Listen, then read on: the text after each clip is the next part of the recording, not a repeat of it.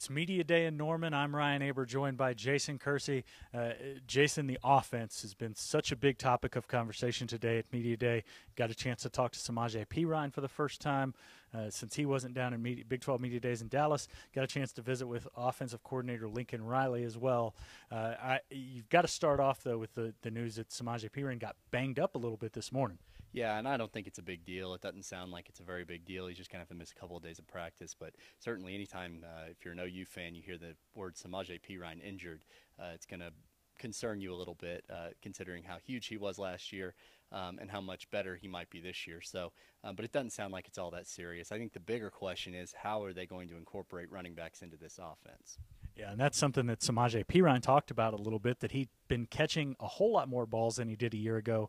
He thought that he would be more involved in the passing game last year as a freshman, wound up not being as involved. But obviously with what Lincoln Riley does offensively, those running backs, including Samajh Ryan, have to be a part of the receiving game. They all have to be, and whether you put some of them like Joe Mixon in the slot or you put them both in the backfield, they'll definitely be involved in the offense, whether it's carrying the ball or catching the ball, no doubt about it.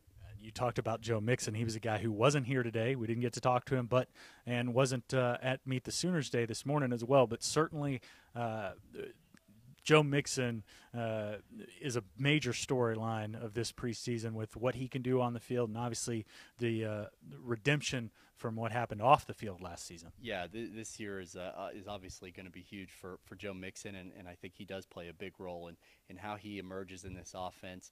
How he's able to redeem himself after what he did last year that caused him to have to be suspended. So. No question about it. Whether he's catching the ball out of the backfield in the slot, running the ball, he's an exceptional talent, and there's no way they cannot have him involved if he's on the team. And, of course, we're talking about offense, so you've got to talk about the quarterback situation.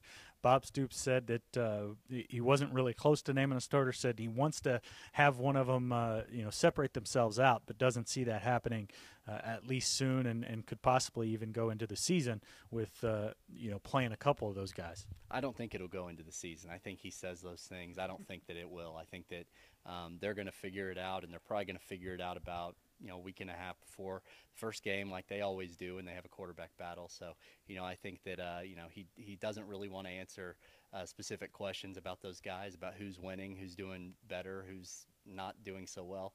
So it's easier for him just to say the things that he said. But I do think there will be a starting quarterback named at some point, and I imagine they already sort of are getting an idea of who it is. And in that vein, all three quarterbacks were here today. We talked to Baker Mayfield, Trevor Knight, and Cody Thomas. But Baker Mayfield had some shoulder fatigue over the offseason, but seems like he's good to go now. Yeah, it sounds like he's practicing fully again, and along with Knight and Thomas. I think that's just Cody Thomas. I talked to him for a while, and he said those things just kind of happen when you're throwing as much as we were throwing. So I don't think that's anything to be too terribly concerned about. All right, Jason, thank you, and you can check us out every day at newsok.com and every morning in the Oklahoman for the best OU coverage anywhere.